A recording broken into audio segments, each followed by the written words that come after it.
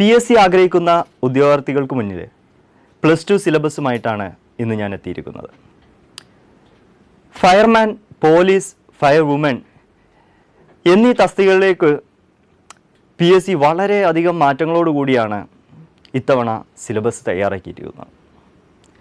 ആ മാറ്റങ്ങൾ എന്തൊക്കെയാണ്, അതെങ്ങനെ അനായാസകരം നമുക്ക് കൈകാര്യം ചെയ്യാം എന്നാണ് ഞാൻ ഇന്നിവിടെ ചർച്ച ചെയ്യുന്നത്. അപ്പോൾ സിലബസിനെ ഞാൻ പ്രധാനമായിട്ടും 6 തിരിച്ചിരിക്കുന്നു. അത് ഏതാണെന്ന് നമുക്കൊന്ന് നോക്കാം. Syllabus for +2 level final exam, fireman, fire woman, police constable.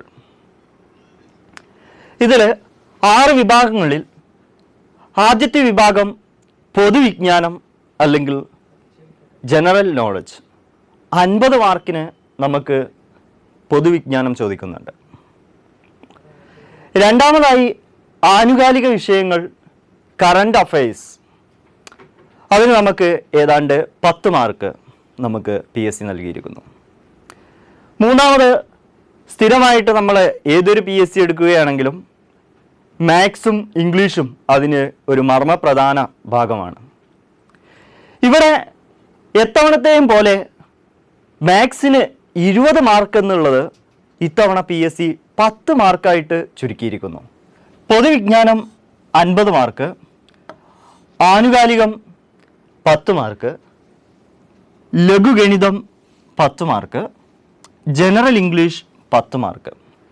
ഇവിടെ പൊതുഗണിതത്തിലും ജനറൽ ഇംഗ്ലീഷിലും നമുക്ക് സാധാരണയായിട്ട് 20 മാർക്ക് വീതമായിരുന്നു ചോദിച്ചിരുന്നത്. 40 മാർക്കിന് ഈ 2 വിഷയങ്ങളിൽ നിന്നും കൂടി 40 മാർക്കിനായിരുന്നു മുൻകാലങ്ങളിൽ PSC ക്വസ്റ്റ്യൻ ഇട്ടിരുന്നത്. എന്നാൽ ഇത്തവണ അതിൽ 2ലെയും 10 മാർക്ക് വീതമെടുത്ത് പുതിയൊരു വിഷയം ഉൾപ്പെടുത്തിയിട്ടുണ്ട്. ഇവിടെ 6ാമതായി കൊടുത്തിരിക്കുന്നു പുതിയൊരു വിഷയം. അതെന്താണെന്നുള്ളത് ആണ് ഇന്ന് വിശദമായിട്ട് നമ്മളുടെ ഇന്നത്തെ ക്ലാസ്സിലെ പ്രധാനമായിട്ടുള്ളൊരു ഭാഗമാണ് ആ 6ാമത്തെ ടോപ്പിക്. ദെൻ 5ാമതായിട്ടുള്ള എത്തവണത്തെയും പോലെ സാധാരണയായി ചോദിക്കുന്ന ഭാഗമാണ് പ്രാദേശിക ഭാഷകൾ. മലയാളം നമുക്ക് 10 മാർക്കിനുണ്ട്. ഓക്കെ, അപ്പോൾ ഈ പൊതുവിജ്ഞാനത്തിൽ GKയിൽ 50 മാർക്കിന് എന്തെല്ലാം കാര്യങ്ങൾ ചോദിക്കുന്നു, അതുപോലെ ആനുകാലിക വിഷയങ്ങളിൽ എന്തെല്ലാം ചോദിക്കുന്നു, ലഘുഗണിതം, മാനസിക ശേഷിയും നിരീക്ഷണ പാഠവ പരിശോധനയും ആ മേഖലകളിൽ നിന്ന് എത്ര ക്വസ്റ്റ്യൻസ് അല്ലെങ്കിൽ ഏതൊക്കെ വിഷയങ്ങളിൽ ക്വസ്റ്റ്യൻസ് ചോദിക്കുന്നു എന്നുള്ളത് നമുക്ക് ഇവിടെ ചർച്ച ചെയ്യാം. അതുപോലെ ജനറൽ ഇംഗ്ലീഷ്, പ്രാദേശിക ഭാഷ മലയാളത്തിൽ എന്തെല്ലാം ചോദിക്കുന്നു എന്നുള്ളതാണ് ഞാൻ വിശദമായിട്ട് നിങ്ങൾക്ക് മുന്നിൽ അവതരിപ്പിക്കുന്നത്. ഓക്കെ, ദെൻ അതുപോലെ തസ്തികയുടെ ജോലി സ്വഭാവമുള്ള ബന്ധപ്പെട്ട വിഷയങ്ങൾ, ജോലി സ്വഭാവവുമായി ബന്ധപ്പെട്ട വിഷയങ്ങൾ എന്തെല്ലാമാണ്. ഫയർമാൻ ആണെങ്കിൽ അതിൽ എന്തെല്ലാം ഉൾപ്പെടുത്തിയിട്ടുണ്ട്, പോലീസ് കോൺസ്റ്റബിൾ ആണെങ്കിൽ അതിൽ എന്തെല്ലാം ഉൾപ്പെടുത്തിയിട്ടുണ്ട് എന്നുള്ളതിനെ കുറിച്ചാണ് നമുക്ക് ഇന്ന് ഈ 6ാമത്തെ ടോപ്പിക്കിൽ പറയാനുള്ളത്. ഇവിടെ പൊതുവിജ്ഞാനത്തിൽ നമുക്ക് 9 തിരിക്കാം. ഒന്നാമത് ചരിത്രം. ചരിത്രത്തെ നമുക്ക് കേരളം, ഇന്ത്യ, ലോകം എന്നിങ്ങനെ 3 തിരിച്ചിരിക്കുന്നു. അതുപോലെ ഭൂമിശാസ്ത്രം രണ്ടാമത്. പൊതുവിജ്ഞാനത്തിൽ 50 മാർക്കിൽ നമുക്ക് ചരിത്രത്തിന് 5 മാർക്ക്. ദെൻ അതുപോലെ തന്നെ ഭൂമിശാസ്ത്രത്തിൽ 5 മാർക്ക്. അതുപോലെ ധനതത്വശാസ്ത്രത്തിന് നമുക്ക് 5 മാർക്ക്. ദെൻ അതുപോലെ ഇന്ത്യൻ ഭരണഘടന, വളരെ പ്രധാനപ്പെട്ട നമുക്ക് ഒഴിച്ചുകൂടാൻ പറ്റാത്ത ഒരു മേഖലയാണ് ഇന്ത്യൻ ഭരണഘടന. 8 മാർക്കോളം നമുക്ക് ഇന്ത്യൻ ഭരണഘടനയിൽ നിന്നും ചോദിക്കുന്നുണ്ട്. അതുപോലെ കേരളം, ഭരണവും ഭരണ സംവിധാനങ്ങളും, അതുപോലെ ജീവശാസ്ത്രവും പൊതുജനാരോഗ്യവും, ദെൻ അതുപോലെ ഭൗതിക ശാസ്ത്രം, ദെൻ രസതന്ത്രം, കല, കായികം, സാഹിത്യം, സംസ്കാരം. ഇത്രയും ഭാഗമാണ് നമുക്ക് പൊതുവിജ്ഞാനത്തിൽ ഉൾപ്പെടുത്തിയിട്ടുള്ളത്. നമുക്ക് അവരുടെ മാർക്ക് കൂട്ടി നോക്കിയാൽ നമുക്ക് 50 മാർക്കിനുള്ള കാര്യങ്ങളാണ് ഇവിടെ ചോദിക്കുന്നത്. ഓക്കെ, ദെൻ ഈ ചരിത്രത്തിൽ കേരളം, ഇന്ത്യ, ലോകം എന്നിവയിൽ എന്തെല്ലാം ഉൾപ്പെടുത്തിയിട്ടുള്ളത് എന്നുള്ളതാണ് അടുത്തതായിട്ട് ഞാൻ പറയുന്നത്. നോക്കാം. ചരിത്രത്തെ നമ്മൾ 3 തിരിച്ചു എന്ന് പറഞ്ഞു നേരത്തെ. കേരളം, ഇന്ത്യ, ലോകം അല്ലേ. കേരളത്തിൽ നമുക്ക് യൂറോപ്യന്മാരുടെ വരവ് എന്ന് പറയുമ്പോൾ 1498 വാസ്കോഡ് ഗാമ കോഴിക്കോട് വന്നിറങ്ങിയത് മുതലുള്ള എല്ലാ കാര്യങ്ങളും നമുക്ക് അവിടെ ചർച്ച ചെയ്യാനുണ്ട്. 4 പ്രധാന ശക്തികൾ, ഫ്രഞ്ച്, പോർച്ചുഗീസ്, അതുപോലെ ഡച്ചുകാർ, അതുപോലെ ബ്രിട്ടീഷുകാർ എന്നിവരുടെ വരവും അതിനെക്കുറിച്ചുള്ള അനുബന്ധ കാര്യങ്ങളുമാണ് നമുക്ക് യൂറോപ്യന്മാരുടെ വരവുമായി ബന്ധപ്പെട്ട കാര്യങ്ങൾ.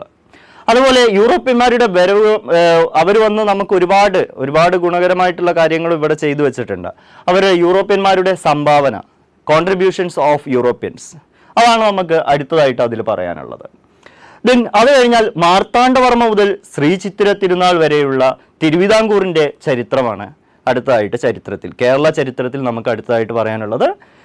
മാർത്താണ്ഡവർമ്മ മുതൽ ശ്രീ ചിത്തിര തിരുനാൾ വരെയുള്ള തിരുവിതാംകൂറിൻ്റെ ചരിത്രം. ദെൻ സാമൂഹ്യ മത നവോത്ഥാന പ്രസ്ഥാനങ്ങളെ കുറിച്ചാണ് കേരളത്തിൽ പിന്നെ പറയാനുള്ളത്. ഓക്കെ.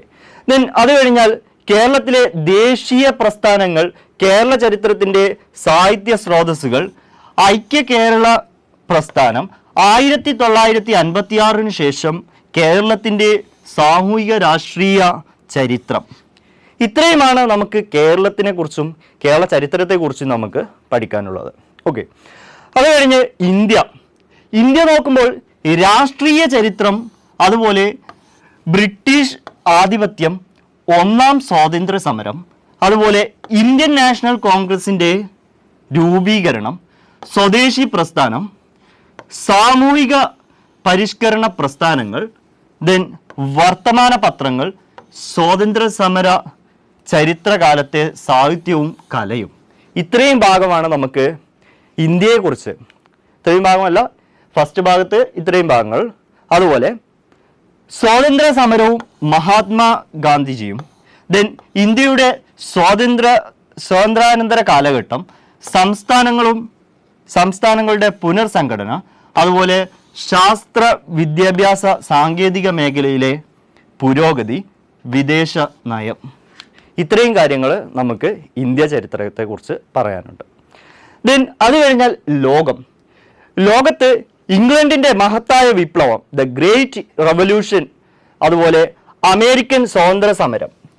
ലോകത്തിൽ നമുക്ക് ഇംഗ്ലണ്ടിലെ മഹത്തായ വിപ്ലവം, ഗ്രേറ്റ് റവല്യൂഷൻ, അമേരിക്കൻ സ്വാതന്ത്ര്യ സമരം, ഫ്രഞ്ച് വിപ്ലവം, റഷ്യൻ വിപ്ലവം, ചൈനീസ് വിപ്ലവം, 2ാം ലോക യുദ്ധാനന്തര രാഷ്ട്രീയ ചരിത്രം, ഐക്യരാഷ്ട്ര സംഘടന, മറ്റ് അന്താരാഷ്ട്ര സംഘടനകൾ. അതുപോലെ ഇത്രയും കാര്യങ്ങളാണ് നമുക്ക് ലോകത്തിലെ ചരിത്രത്തെക്കുറിച്ച് നമുക്ക് പഠിക്കാനുള്ളത്.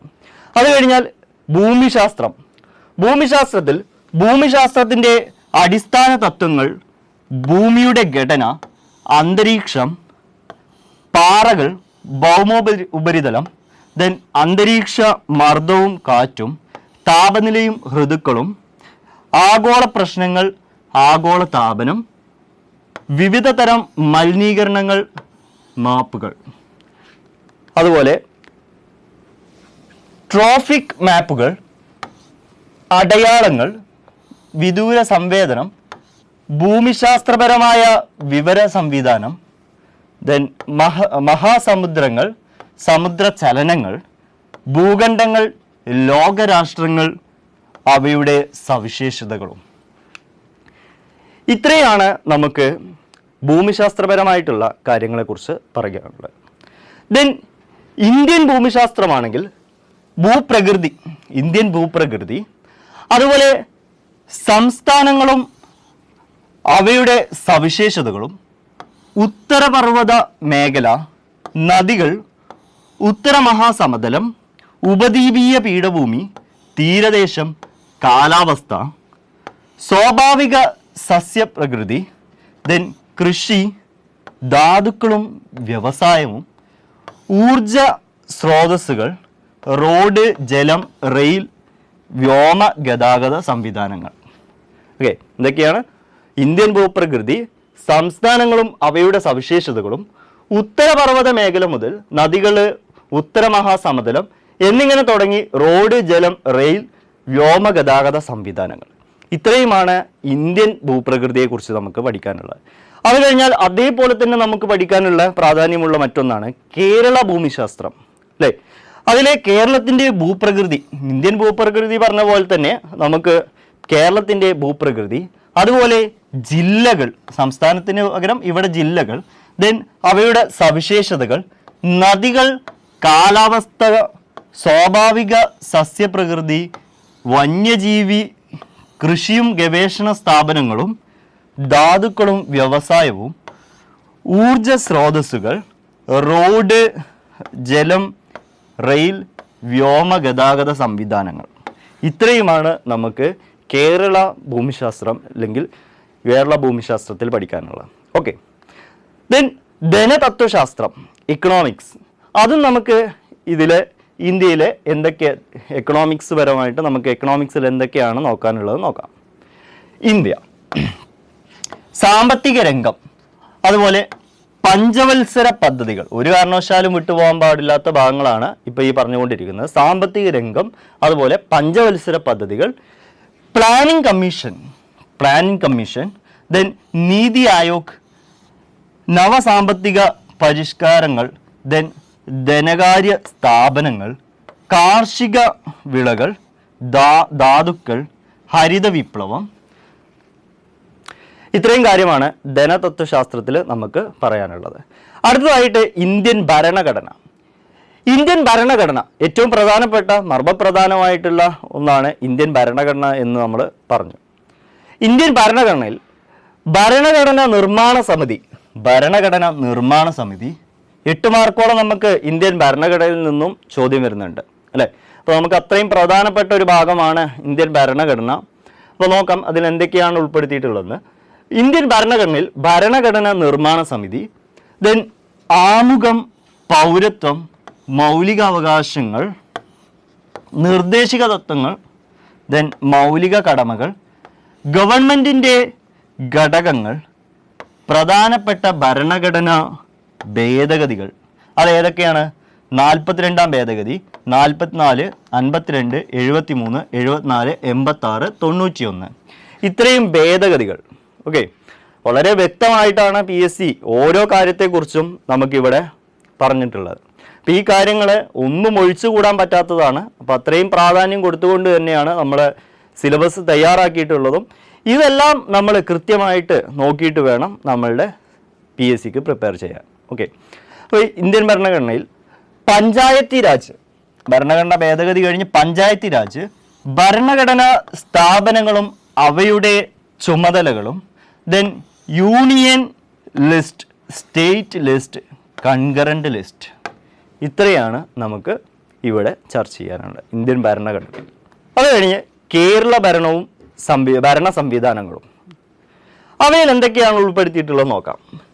ദെൻ സംസ്ഥാന സിവിൽ സർവീസ്, ഭരണഘടനാ സ്ഥാപനങ്ങൾ, വിവിധ കമ്മീഷനുകൾ, സാമൂഹിക സാമ്പത്തിക വാണിജ്യ ആസൂത്രണ അടിസ്ഥാന വിവരങ്ങൾ,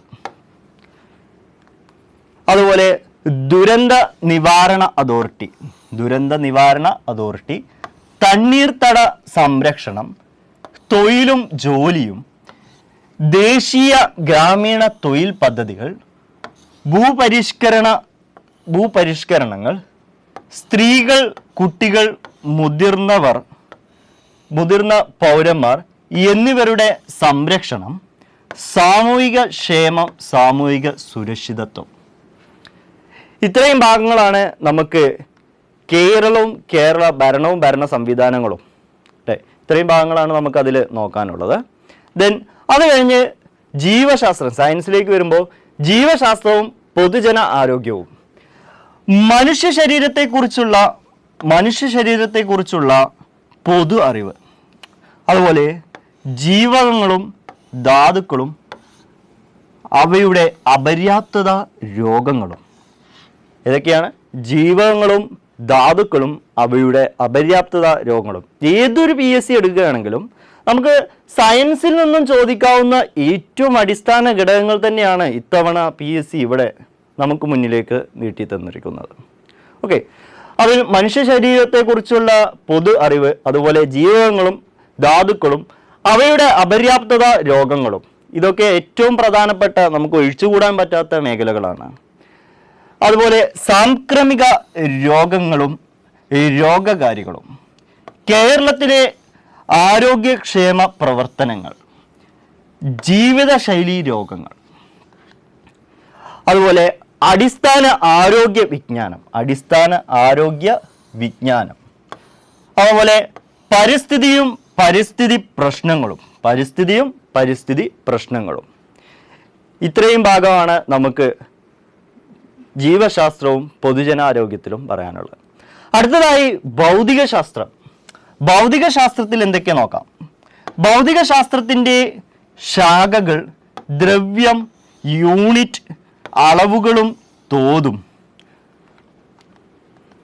അതുപോലെ ചലനം, ന്യൂട്ടന്റെ ചലന നിയമങ്ങൾ, മൂന്നാം ചലന നിയമം, ആക്കം, പ്രൊജക്റ്റൈൽ മോഷൻ, മൂന്നാം ചലന നിയമം, ഉപയോഗപ്പെടുത്തുന്ന സന്ദർഭങ്ങൾ, ISROയുടെ ബഹിരാകാശ നേട്ടങ്ങൾ, അതുപോലെ പ്രകാശം, ലെൻസ്, ദർപ്പണം, R=2F എന്ന സമവാക്യം ഉപയോഗപ്പെടുത്തിയുള്ള ഗണിത പ്രശ്നങ്ങൾ, പ്രകാശത്തിൻ്റെ വിവിധ പ്രതിഭാസങ്ങൾ, മഴവില്ല്, വസ്തുക്കളുടെ വിവിധ വർണ്ണങ്ങൾ, electromagnetic spectrum, IR rays, UV rays, x rays, photo electric effect.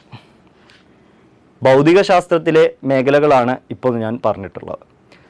ഒത്തിരി മേഖലകളെ കുറിച്ച് ഭൗതികശാസ്ത്രത്തിൽ പറയുന്നുണ്ട്. നോക്കാം. ഭൗതികശാസ്ത്രത്തിൻ്റെ ശാഖകൾ ദ്രവ്യം, യൂണിറ്റ്, അളവുകൾ, തോതുകൾ. ദെൻ ചലനത്തിൽ ന്യൂട്ടൻ്റെ ചലന നിയമങ്ങൾ, അതുപോലെ പ്രൊജക്റ്റൈൽ മോഷന് മൂന്നാം ചലന നിയമം, അതുപോലെ ISROയുടെ ബഹിരാകാശ നേട്ടങ്ങൾ, അതുപോലെ പ്രകാശമാണെങ്കിൽ ലെൻസ്, R=2F എന്ന സമവാക്യം. അതൊരു പ്രത്യേക ഭാഗമായതുകൊണ്ട് മിക്കവാറും അതിൽ നിന്നൊരു ക്വസ്റ്റ്യൻ നമുക്ക് പ്രതീക്ഷിക്കാവുന്നതാണ്. R=2F എന്ന സമവാക്യം ഉപയോഗപ്പെടുത്തിയുള്ള ഗണിത പ്രശ്നങ്ങൾ, പ്രകാശത്തിൻ്റെ വിവിധ പ്രതിഭാസങ്ങൾ, മഴവില്ല്, വസ്തുക്കളുടെ വിവിധ വർണ്ണങ്ങൾ, electromagnetic spectrum, IR rays, UV rays, x rays, photo electric effect. Then അടുത്തതായിട്ട് ശബ്ദത്തിൽ വിവിധ തരം തരംഗങ്ങൾ, വ്യത്യസ്ത മാധ്യമങ്ങളിൽ പ്രകാശത്തിൻ്റെ പ്രവേഗം, അനുരണനം, ആവർത്തന പ്രതിപതനം. ദെൻ അത് കഴിഞ്ഞ് ബലത്തിൽ വിവിധ തരം ബലങ്ങൾ, ഘർഷണത്തിൻ്റെ ഉപയോഗങ്ങളും ദോഷങ്ങളും, അതുപോലെ ദ്രാവകമർദ്ദം, പ്ലവക്ഷമബലം, ആർക്കിമിഡീസ് തത്വം, അതുപോലെ പാസ്കൽ നിയമം, സാന്ദ്രത, ആപേക്ഷിക സാന്ദ്രത, അഡീഷൻ കൊഹിഷൻ ബലങ്ങൾ, കേശിക ഉയർച്ച, വിസ്കസ് ബലം, പ്രതല ബലം. ദെൻ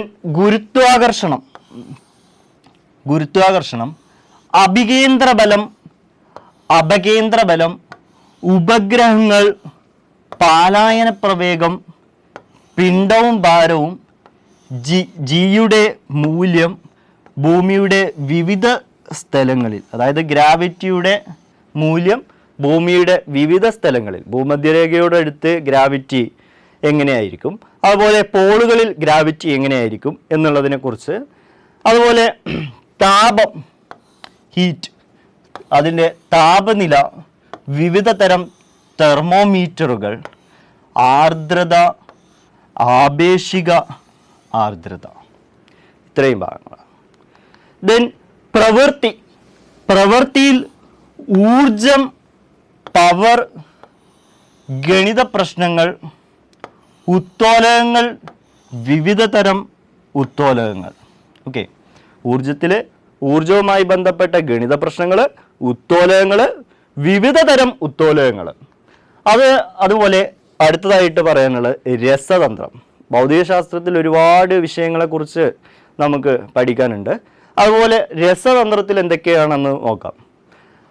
അതായിട്ട് രസതന്ത്രം, ആറ്റം, അതുപോലെ തന്മാത്ര, ദ്രവ്യത്തിൻ്റെ വിവിധ അവസ്ഥകൾ, രൂപാന്തരത്വം, വാതക നിയമങ്ങൾ, മൈക്കോറീജിയ, മൂലകങ്ങൾ ആവർത്തന പട്ടിക, ലോഹങ്ങളും അലോഹങ്ങളും, രാസഭൗതിക മാറ്റങ്ങൾ, പ്രവർത്തനങ്ങൾ, ലായനികൾ, മിശ്രിതങ്ങൾ, സംയുക്തങ്ങൾ. അടുത്ത അലോഹങ്ങൾ,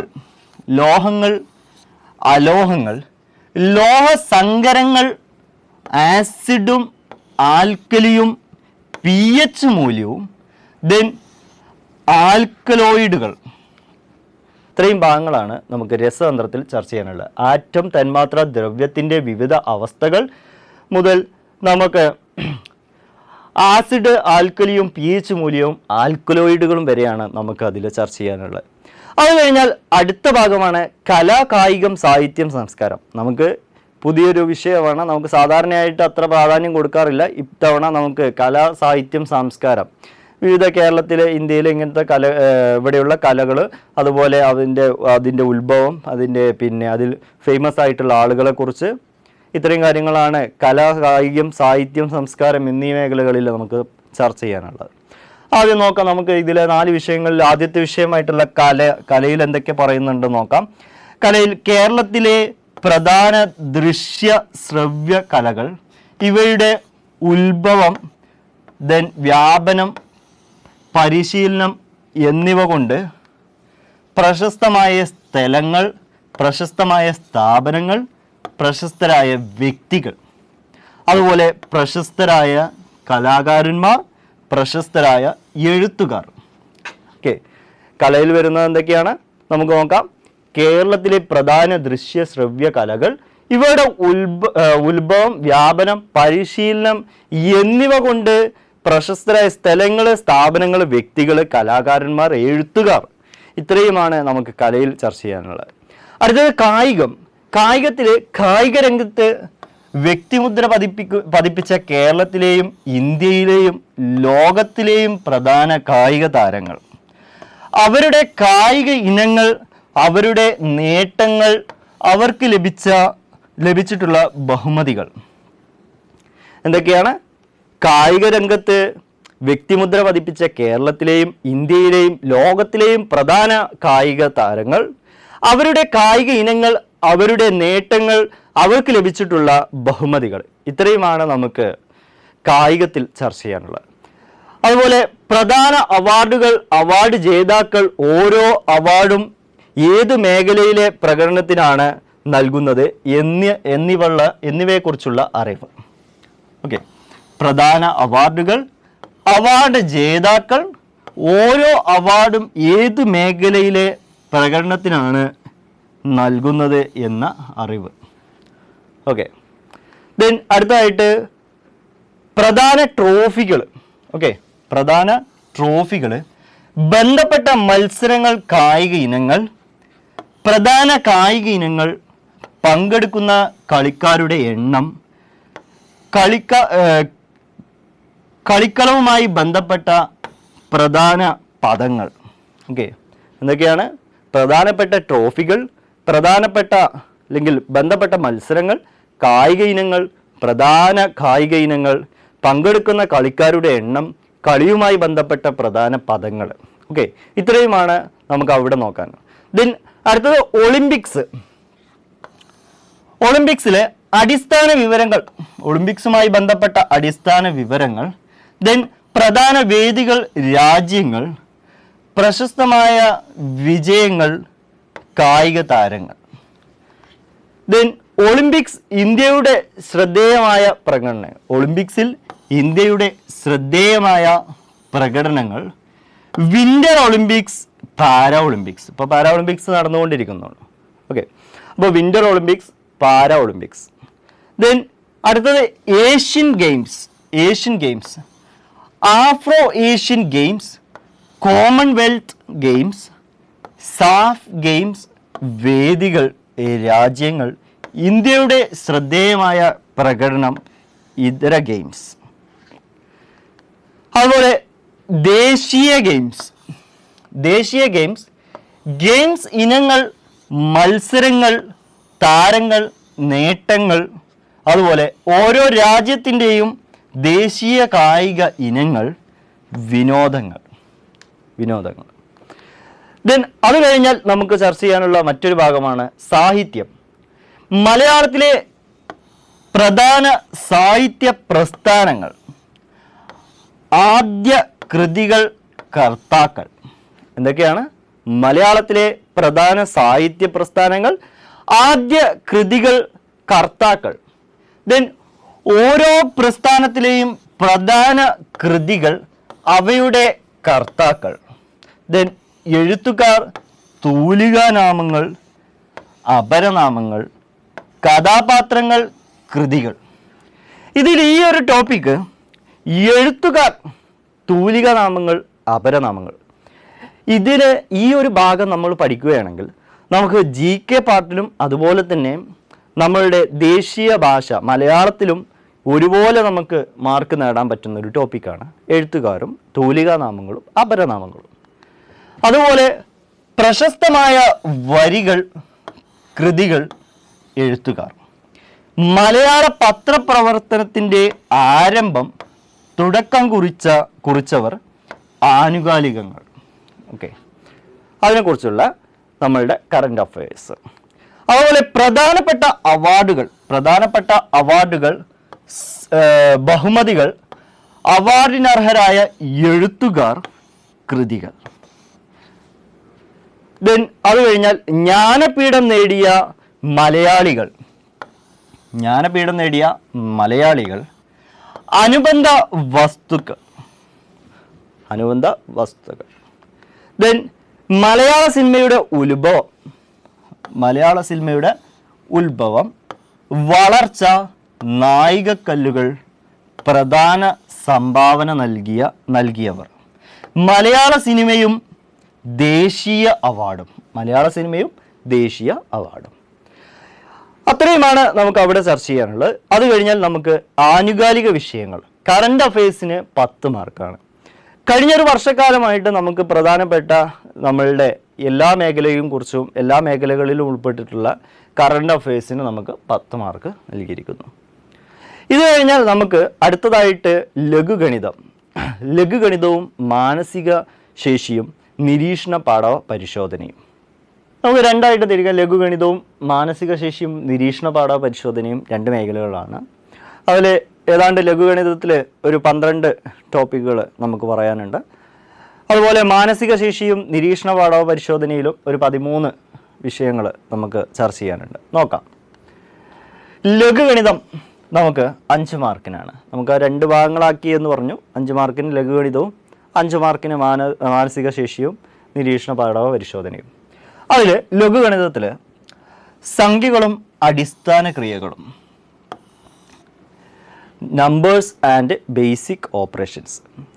രണ്ടാമതായിട്ട് ഭിന്നസംഖ്യകളും ദശാംശ സംഖ്യകളും, fractions and decimal numbers.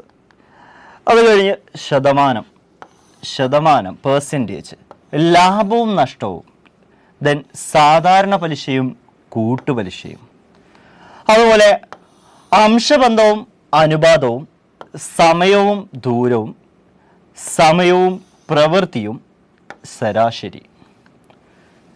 Then കൃത്യംഗങ്ങൾ, ജാമിതീയ രൂപങ്ങളുടെ ചുറ്റളവ്, വിസ്തീർണം, വ്യാപ്തം തുടങ്ങിയവ, പ്രോഗ്രഷനുകൾ. ഈ 12 ടോപ്പിക്കുകളാണ് നമുക്ക് ലഘുഗണിതത്തിൽ 5 മാർക്കിനുള്ള ക്വസ്റ്റ്യൻസ് വരുന്നത്. അപ്പോൾ നന്നായിട്ട് നോക്കിക്കഴിഞ്ഞാൽ 1 മാർക്ക് പോലും നഷ്ടപ്പെടാതെ നമുക്ക് നേടിയെടുക്കാൻ പറ്റുന്ന, 5 മാർക്ക് ഉറപ്പിക്കാൻ പറ്റുന്ന ഒരു മേഖലയാണ് ലഘുഗണിതവും അതുപോലെ തന്നെ അതിൻ്റെ ഭാഗങ്ങളും. സംഖ്യകൾ, അടിസ്ഥാന ക്രിയകൾ, ഭിന്നസംഖ്യകളും ദശാംശ സംഖ്യകളും, ശതമാനം, ലാഭനഷ്ടവും, അതുപോലെ സാധാരണ പലിശയും കൂട്ടുപലിശയും, അംശബന്ധവും അനുപാതവും, സമയവും ദൂരവും, സമയവും പ്രവൃത്തിയും, ശരാശരി. അതുപോലെ കൃത്യംഗങ്ങൾ, അതുപോലെ ജാമിതീയ രൂപങ്ങൾ, ചുറ്റളവ്, വിസ്തീർണം, വ്യാപ്തം തുടങ്ങിയവ, പ്രോഗ്രഷനുകൾ. ഇത്രയുമാണ് നമുക്ക് ആ ഭാഗത്തുള്ളത്. ദെൻ മാനസിക ശേഷിയും നിരീക്ഷണ പാഠവ പരിശോധനയും 5 മാർക്കിനുള്ള മറ്റൊരു മേഖലയാണെന്ന് പറഞ്ഞു. നോക്കാം. അതിൽ ശ്രേണികൾ, സംഖ്യാശ്രേണികൾ, അക്ഷരശ്രേണികൾ, അതുപോലെ ഗണിത ചിഹ്നങ്ങൾ ഉപയോഗിച്ചുള്ള പ്രശ്നങ്ങൾ, അതുപോലെ സ്ഥാനനിർണയ പരിശോധന, സമാന ബന്ധങ്ങൾ, അതുപോലെ ഒറ്റയാനെ കണ്ടെത്തുക, ദെൻ സംഖ്യാ അവലോകന പ്രശ്നങ്ങൾ, കോഡിങ്ങും ഡീകോഡിങ്ങും, അതുപോലെ കുടുംബ ബന്ധങ്ങൾ, ദിശാവബോധം, ക്ലോക്കിലെ സമയവും കോണളവും, ക്ലോക്കിലെ സമയവും പ്രതിബിംബവും, കലണ്ടറും തീയതിയും, ക്ലറിക്കൽ ശേഷി പരിശോധിക്കുന്നതിനുള്ള ചോദ്യങ്ങളും. ഇത്രയുമാണ് നമുക്ക് അടുത്ത 5 മാർക്കിന്. അതായത് മാത്സിൻ്റെ 10 മാർക്ക് മുന്നേ നമുക്ക് ഇത്രയും മേഖലയിൽ നിന്നും 20 മാർക്കായിരുന്നു. ഇപ്പോൾ അത് 10 മാർക്കിലേക്ക് ചുരുക്കിയിരിക്കുന്നു. അതിൽ ലഘുഗണിതത്തിലെ 5 മാർക്കും, മാനസിക ശേഷി പരിശോധനയിൽ, നിരീക്ഷണ പാഠ പരിശോധനയിൽ 5 മാർക്കും, അതിലെ 13 ടോപ്പിക്കുകളാണ് നമ്മൾ ഇപ്പോൾ ഇവിടെ ചർച്ച ചെയ്തിട്ടുള്ളത്. ഇത് കഴിഞ്ഞ് നമുക്ക് ജനറൽ ഇംഗ്ലീഷ്, അതിലും നമുക്ക് 10 മാർക്കിന് തന്നെയാണ്. നമുക്ക് 2 ഭാഗങ്ങളായിട്ടാണ് നമ്മൾ ജനറൽ ഇംഗ്ലീഷിനെ കാണിക്കുന്നത്. നോക്കാം. ഇംഗ്ലീഷിലെ ഗ്രാമർ. ഫസ്റ്റായിട്ട് types of sentence and interchange of sentence. Types of sentence and interchange of sentence. Then different parts of speech. അതുപോലെ agreement of subject and verb. Subject verb agreement. അതുപോലെ articles, the definite and the indefinite verbs. അതുപോലെ use of primary and modal auxiliary verbs. Question tag. Use of primary and modal auxiliary verbs and question tag. അതുപോലെ infinitive and gerunds. അതുപോലെ tenses in conditional sentence. അതുപോലെ prepositions, the use of correlatives, direct and indirect speech, active and passive voice, correction of sentences. ഇത്രയുമാണ് നമുക്ക് ഗ്രാമറിൽ ചർച്ച ചെയ്യാനുള്ളത്. അടുത്തതായിട്ട് vocabulary നോക്കാം. വൊക്കാബുലറിക്ക് നമുക്ക് 5 മാർക്കാണെന്ന് പറഞ്ഞു. 5 മാർക്കിൽ എന്തൊക്കെ കാര്യങ്ങളാണെന്ന് നോക്കാം. Singular and plural, changes of gender, collective nouns. അതുപോലെ word formation from other words and use of prefix or suffix. അതുപോലെ compound words, synonyms, antonyms, phrasal verbs, foreign words and phrases. One word substitution, words often confused. അതുപോലെ spelling test, idioms and their meanings.